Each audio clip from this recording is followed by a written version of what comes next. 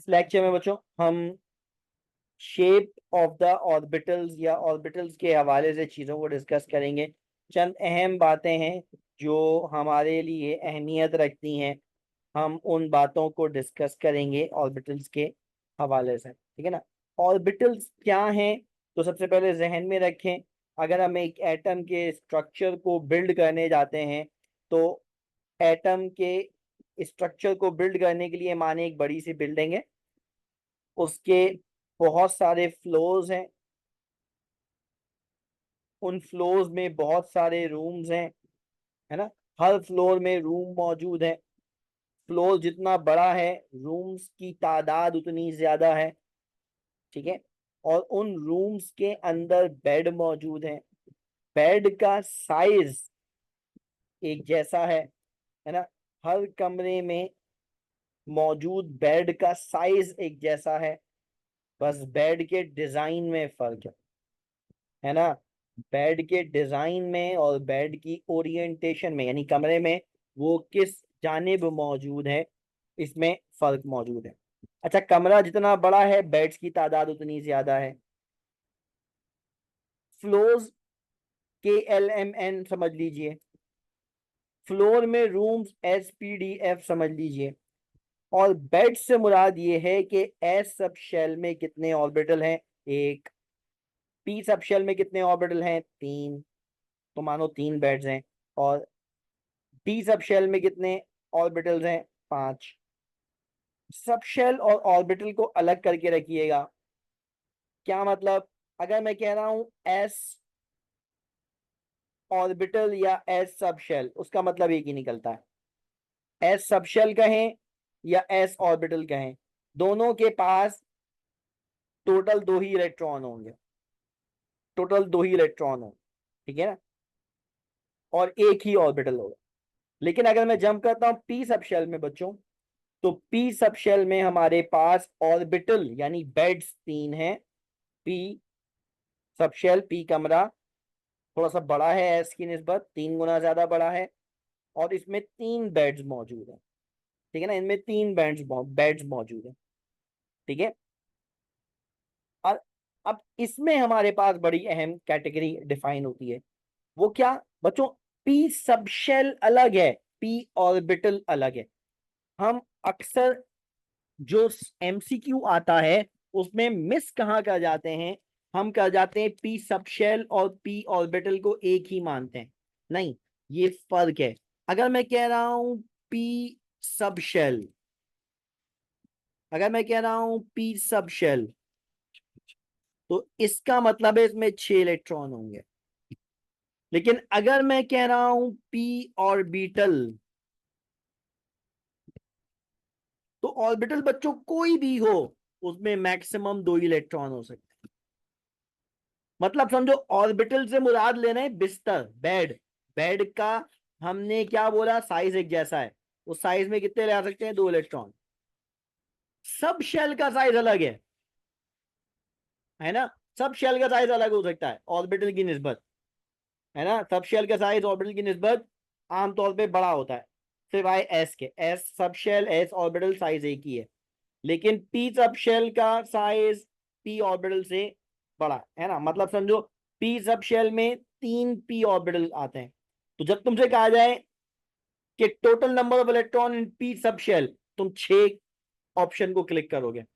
लेकिन अगर तुमसे कहा जाए total number of electron in p orbital, तो फिर तुम 2 इलेक्ट्रॉन लिखोगे। क्यों, an orbital can have only 2 electron. Why, हमें आज ये डिस्कस कर लेना है।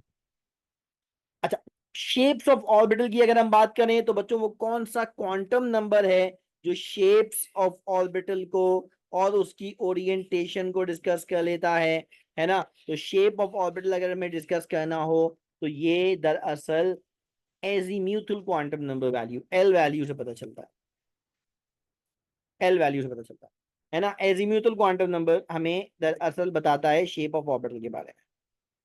अब अगर हमारे पास एस सब शेल है तो उसका डिजाइन अलग है, स्फेरिकल सिमेट्रिकल है, जिसका मतलब यह है कि इलेक्ट्रॉन की जो प्रोबेबिलिटी है, इलेक्ट्रॉन को डिटेक्ट करने की जो प्रोबेबिलिटी है, इस पूरे स्फेरिकल एरिया में फैला हुआ है ये, यानी इलेक्ट्रॉन 360 एंगल में कहीं पे भी डिटेक्ट किया जा सकता है, प्लस एक्स एक्सिस पे भी, माइनस एक्स एक्सिस पे भी, प्लस वाई एक्सिस पे, माइनस वाई एक्सिस पे, प्लस जेड एक्सिस पे, माइनस जेड एक्सिस पे, एक्स वाई एक्सिस पे, वाई जेड एक्सिस पे, जेड एक्स एक्सिस के दरमियान, इन सब पे एस ऑर्बिटल को डिटेक्ट किया जा सकता है। यानी अगर इलेक्ट्रॉन एस सब शेल में रिवॉल्व कर रहा है तो वो एक लाइक अ फुटबॉल मौजूद है, कहीं पे भी डिटेक्ट किया जा सकता है, स्फेरिकल सिमेट्रिकल है। लेकिन अगर हम पी सब शेल की बात करते हैं बच्चों, तो पी सब शेल डम्बल शेप का होता है ना। ये है हमारे पास डम्बल शेप, ये हमारे पास डम्बल शेप, इसमें दो लूब्स हैं, है ना, दो लूब्स हैं, इसकी दो लोब्स होती हैं, है ना, दो लोब्स होती हैं, और इन दो लोब्स को एक इमेजिनरी लाइन, मानो ये लाइन, अगर मैं बताता हूँ इसको अलग से, मानो ये हमारे पास पी ऑर्बिटल डम्बल शेप, ठीक है ना, इसके दो लोब्स हैं, इन दो लोब्स को जो एक लाइन डिवाइड कर रही है, ये लाइन जो डिवाइड कर रही है, ये बहुत कीमती लाइन है, इसको कहते हैं नोडल प्लेन, है ना। ये हमारे पास क्या कहलाती है, नोडल प्लेन कहलाती है, ठीक है ना। और ये क्या है, इसके लोब्स हैं, ये क्या है, इसके लोब्स हैं, दो लोब्स हैं, ठीक है ना, दो लोब्स हैं। आप इन लोब्स को क्रस्ट भी कह सकते हो, ट्रफ भी कह सकते हो, मानो एक को क्रस्ट कह दिया, एक को ट्रफ कह दिया, मानो एक लोब को पॉजिटिव साइन से डेजिग्नेट कर दिया, एक को माइनस साइन से डेजिग्नेट कर दिया। ये माइनस और प्लस चार्ज नहीं है, इसको ध्यान में रखिएगा, ये माइनस और प्लस चार्ज नहीं है, ये दरअसल ये दरअसल ओरिजिन से अबव और बिलो को बताते हैं। आप इस पोर्शन को प्लस कह दें, इसे माइनस कह दें, दरअसल वो इस ओरिजिन से अबव और बिलो को बता रहा है। ये माइनस और प्लस चार्ज नहीं है, ये क्रस्ट और ट्रफ की तरह के है। प्लस और माइनस दरअसल हमारे पास क्रस्ट और ट्रफ को रिप्रेजेंट कर रहे हैं, इसके अलावा कुछ भी नहीं है ये, ठीक है, इसको ध्यान में रखिएगा। माने जैसे एक वेव होती है ना, इलेक्ट्रॉन बच्चों दरअसल एक वेव की तरह बिहेव करता है। Electron is a particle that behaves like a wave, और अगर कोई पार्टिकल वेव की तरह बिहेव कर रहा है तो वेव में क्रस्ट और ट्रफ होते हैं। ये पी सब शेल दरअसल क्रस्ट और ट्रफ पे डिवाइडेड है। वो डिवाइड कौन कर रहा है, इन्हें नोडल प्लेन कर रही है।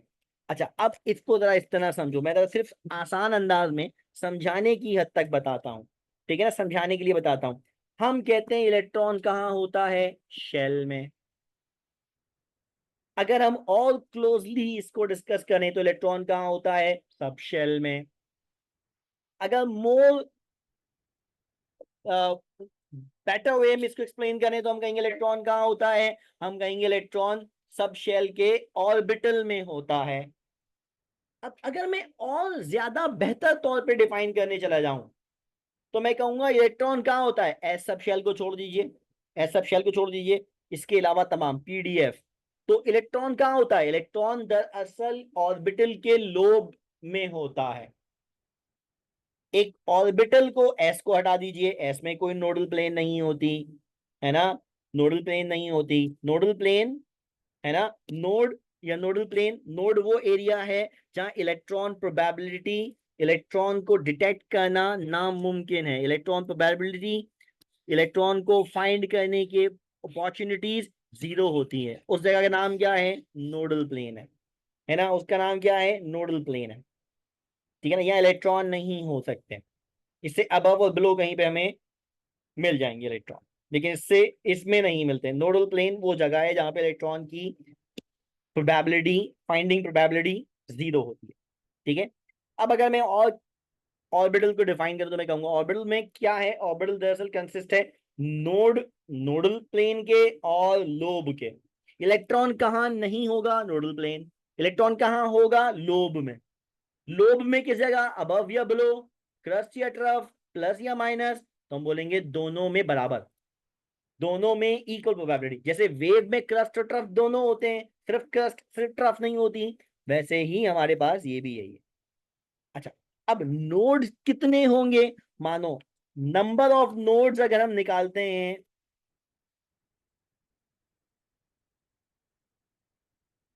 इन अ सब शेल, एक सब शेल में कितने नोड्स होंगे या नोडल प्लेन्स होंगे, ठीक है, तो that is equal to l value, है ना। कितनी नोडल प्लेन्स होती हैं, एल वैल्यू के बराबर। तो क्योंकि एस सब शेल की एल वैल्यू 0 है, लिहाजा इसमें कोई नोडल प्लेन मौजूद नहीं है, इसमें कोई नोडल प्लेन मौजूद नहीं है। जबकि पी सब शेल की एल वैल्यू क्या होती है, 1, इसका मतलब इसमें एक नोडल प्लेन मौजूद है, ठीक है। इसी तरह डी की सब शेल एल वैल्यू क्या होती है, 2, इसका मतलब इसमें दो नोडल प्लेन्स मौजूद हैं, है ना, इसमें दो नोडल प्लेन्स मौजूद हैं, ठीक है। तो इसको जरा ध्यान में रखिएगा कि नोडल प्लेन वो जगह जहां इलेक्ट्रॉन नहीं हो सकती, कितनी होंगी, एक सब शेल में कितनी नोडल प्लेन होती हैं, एल वैल्यू के बराबर, एल वैल्यू के बराबर, ठीक है बच्चों। अच्छा, इसी में हमारे पास एक बड़ा यूनिक फीचर डेवलप होता है, दैट इज डीजेनरेटेड ऑर्बिटल। बच्चों एक ही सब शेल में जो डिफरेंट ऑर्बिटल्स होते हैं, एक ही सब शेल में, एस को छोड़ दें, एस में सिर्फ एक ही ऑर्बिटल है, एक ही सब शेल में जो डिफरेंट ऑर्बिटल्स होते हैं, उन सब की तवानाई सेम होती है, उन सब की तवानाई सेम होती है, और इसको हम, इन ऑर्बिटल्स को हम डीजेनरेटेड ऑर्बिटल कहते हैं। तो डीजेनरेटेड ऑर्बिटल क्या है, किसी भी सब शेल के वो ऑर्बिटल्स जिनकी तवानाई बराबर है, उन्हें डीजेनरेटेड ऑर्बिटल कहा जाता है। मानो अगर मैं कह रहा हूं पी सब शेल है, तो इसमें हमारे पास P X, P Y, P Z, ये दरअसल क्या है, डी जनरेटेड ऑर्बिटल है।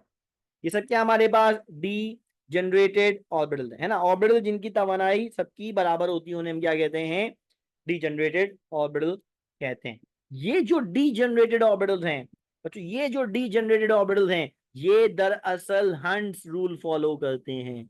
Hunts rule D generated orbitals पे अप्लाई होता है, ऐसे ऑर्बिटल जिनकी तवानाई सेम है उन पे हंट्स रूल अप्लाई होता है, ठीक है। इसको जरा जहन में रखिएगा, ये बातें जरा काम आएंगी। अच्छा, डी सब शेल में हमारे पास क्या है, जरा जहन में रखें, डी सब शेल दरअसल दो तरह के ऑर्बिटल्स पे मुश्तमिल है।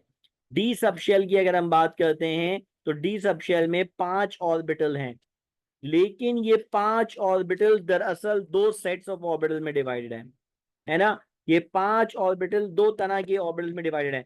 एक कहलाते हैं between the axis orbital, between the axis orbital, और एक कहलाते हैं ऑन द एक्सिस ऑर्बिटल, यानी वो ऑर्बिटल जो एक्सिस के दरमियान होते हैं, मिसाल के तौर पे d x y, d y z, d z x, ये कहलाते हैं between the axis orbital.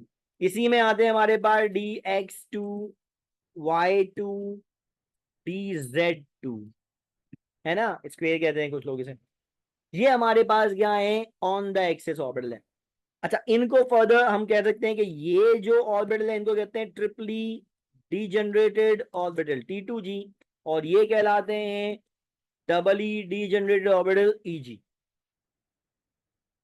Normal हालात में डी सब शेल इन 5 ऑर्बिटल्स पे मुश्तमिल होता है, ये सब डीजनरेटेड होते हैं नॉर्मल हालात में।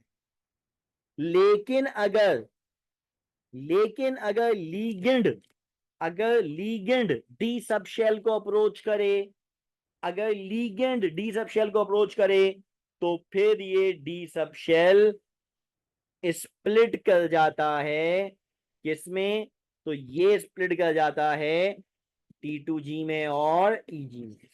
अदरवाइज ये सब आपस में मिलजुल के अच्छे बच्चों की तरह रह रहे होते हैं, लेकिन जब लीगेंड इधर अप्रोच करता है तो ये स्प्लिट कर जाता है T2G में और EG में। इसको जरा ध्यान में रखिएगा। डी सब शेल में हमारे पास ये टोटल 5 ऑर्बिटल हैं, लीगेंड अप्रोच करे तो इन्हें स्प्लिट करता है, अदरवाइज ये एक साथ रहता है।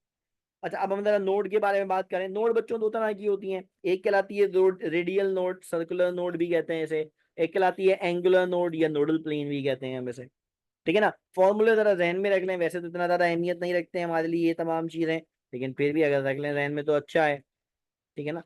कि हमारे पास जो रेडियल नोड्स होती हैं, स्फेरिकल नोड्स होती हैं, उसका formula n minus L minus one है, क्वांटम नंबर है दोनों n और l। और एंगुलर नोड्स किसके बराबर होती हैं? एल वैल्यू की, जो मैंने अभी लिखा ना ये वैल्यू, ये एंगुलर नोड्स के लिए लिखी मैंने, नोडल प्लेन जिसे हम कहते हैं। मैं लिख दूं इसको, नोड्स से मुराद यहाँ पे नोडल प्लेन है।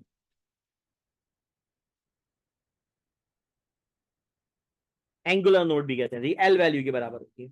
अब टोटल नोड्स हमारे पास किसके बराबर है? n-1 के, है ना। टोटल नोड से मुराद ये कि किसी भी हमारे पास शेल में, किसी भी सब शेल में हमारे पास टोटल नोड्स कितनी होंगी, ठीक है ना। एक पर्टिकुलर सब शेल के लिए हम अगर टोटल नोड्स निकालने की बात करते हैं तो हम रेडियल नोड्स और एंगुलर नोड्स को ऐड कर लें तो हमारे पास ये वैल्यू निकल जाएगी। रेडियल नोड्स और एंगुलर नोड्स को अगर हम ऐड कर लें तो हमारे पास ये वैल्यू निकल जाएगी, ठीक है ना। और ये फॉर्मूला बनेगा n-1, है ना, n-1 plus L minus L cancel होगा तो n-1 आ जाएगा। अब ये हमारे पास नोड्स के हवाले से बात है। नोड को जरा ध्यान में रखिएगा, नोड क्या है?